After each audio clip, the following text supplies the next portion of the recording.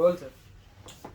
Sciatica అన్నది మనకు వెన్నుపూస నుంచి కాళ్ళ చివరి ఏళ్ళ కొనలు పోయే నరం యొక్క బ్రాంచెస్ని షియాటిక్ నర్వ్ అంటాం.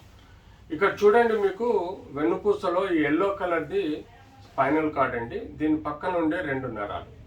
సో ఇవన్నీ నరాలు కలిసి లెఫ్ట్ అండ్ రైట్ ఇట్లాంటి థిక్ కార్డ్, అంటే ఒక తాడు లాంటి ఒక నరము మనకు బటక్స్ నుంచి వెనకాల నుంచి మన కింది వేళ్ళ కొనల వరకు ఈ నరము దాని యొక్క పవర్ సప్లై మనకు బ్రెయిన్ నుంచి కింది కొనల వరకు ఇస్తుంది.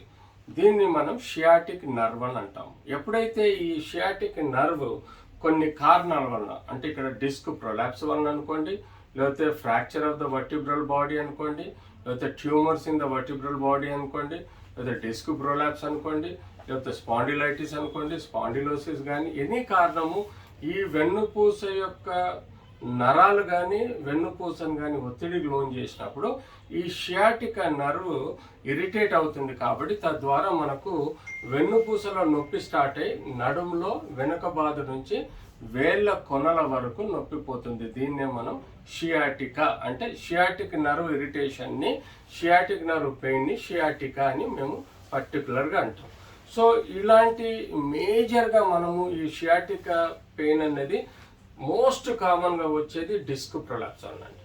ఈ డిస్క్ ఎప్పుడైతే మనకు బస్ట్ అవుతుందో, 2 ఎముకల మధ్యలో ఉండే డిస్క్ షాక్ అబ్జర్బర్ లాగా ఉంటుందండి. చుట్టూ ఫైబ్రస్ బ్యాండ్ ఉండి మధ్యలో జెల్, ఎలాగైతే ఆయిల్స్లు ఉండి ఆయిల్ ఎలా అయితే మనకు షాక్ అబ్జర్బర్లో ఉంటుందో అలాగే దీనిలో కూడా చుట్టూ ఫైబ్రస్ బ్యాండ్ ఉంది, మధ్యలో జెల్ ఉంటుంది.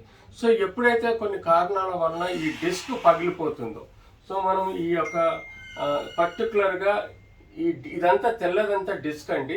ఈ డిస్క్ ఎప్పుడైతే మనకు ఈ ఫైబ్రస్ బ్యాండ్ పగిలిపోయి ఈ డిస్క్ ఏదైతే ఉందో ఇది బయటకు వస్తుందో, మనకు వెన్నుపూస నరాన్ని, లెఫ్ట్ అయితే లెఫ్ట్ నరాన్ని, రైట్ అయితే రైట్ నరాన్ని, లేదంటే స్పైనల్ కార్డ్ని ప్రెషర్ పెట్టినప్పుడు మనకు ఈ యొక్క ఇరిటేషన్ వలన మనకు నరం ఇన్ఫ్లమేషన్, అంటే నరం నొప్పి లాగడం, నరం గుంజడం లాంటి సమస్యలు వస్తాయి. సో అలాగా మనం ఇప్పుడు పర్టికులర్గా ఈ షియాటిక్ నర్వ్ ఏదైతే మన వెనకాల నడుము నుంచి వెనకాల కింది వేళ్ళ కొనల వరకు వస్తుందో, ఈ యొక్క పర్టికులర్ 2 ఎముకలు, అది L1, L2, L3, L4, L5 and S1, అంటే సాక్రల్ లంబార్ వర్టిబ్రేలో మధ్యలో ఉండే రూట్స్ ఎప్పుడైతే ప్రెషర్కు లోన్ అవుతుందో దాన్ని బట్టి మనకు ఈ షియాటిక్ ఇరిటేషన్ కానీ, షియాటిక్ నర్వ్ ఇరిటేషన్ వలన కానీ మనకు మోటార్ అండ్ సెన్సరీ సమస్యలు వస్తాయి. మోటార్ సెన్సర్ అంటే కండరాలలో బలం తగ్గుతుంది. సెన్సరీ అంటే మనకు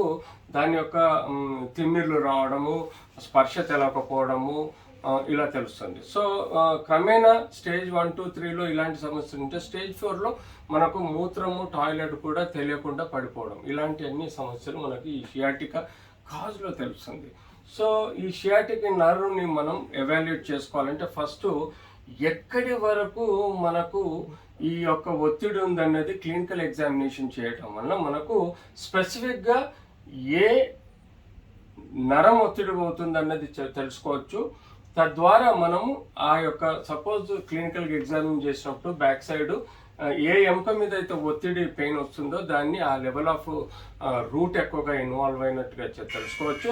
అంతేకాకుండా ఎక్కడి వరకు అయితే మనకు స్పర్శ ఇవన్నీ ఉంటాయో తద్వారా కూడా మనం తెలుసుకోగలిగేది ఏంటంటే ఏ ఏరియా వరకు నరం ఎఫెక్ట్ ఉన్నది అనేది మనం తెలుసుకోగలుగుతాం. ఇలా తెలుసుకున్న తర్వాత స్పెసిఫిక్గా ఇన్ఫెక్షన్స్ ఉంటే జ్వరం రావడము, వాపు రావడము, నొప్పి రావడము, దాంతోపాటు వాళ్ళకి వివిధ రకాల సమస్యలతోటి కూడా మనం కొన్ని రక్త పరీక్షలు చేసుకోవాల్సిన అవసరం ఉంటుంది.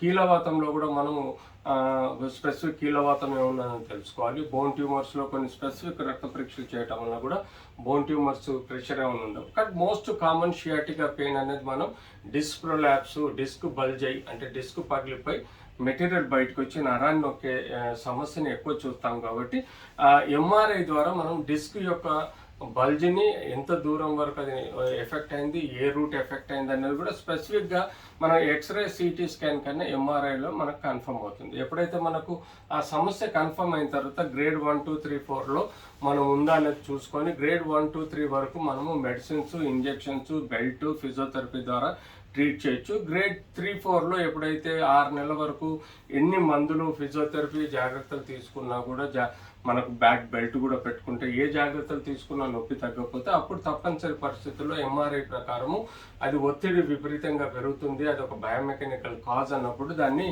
సర్జరీ ద్వారా, సర్జరీ అంటే మనకు 4 రకాలు ఉంటాయండి. ఒకటి లేజర్ డిస్కెక్టమ్ ఉంటుంది, మైక్రో డిస్కెక్టమ్ ఉంటుంది, ఎండోస్కోపిక్ డిస్కెక్టమ్ ఉంటుంది, లామినెక్టమీ డిస్కెక్టమ్ ఉంటుంది. ఇలా మనం ఇన్ని రకాలుగా వైద్యం ఇవ్వటం వల్ల కూడా ఇలాంటి షియాటికా సమస్యని మనం చేసుకోవచ్చు.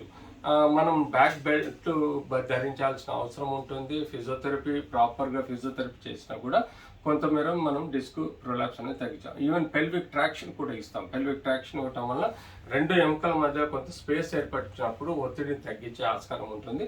ఇలా ఇంటర్మీడియట్ పెల్విక్ ట్రాక్షన్ కానీ లేకపోతే కంటిన్యూస్ పెల్విక్ ట్రాక్షన్ కూడా ఇవ్వడం జరుగుతుంది. అయిపోయిందా? 6 minutes 4 minutes. అయిపోయిందా? మొత్తం అన్ని క్వశ్చన్స్ అయిపోయినాయి. Last question.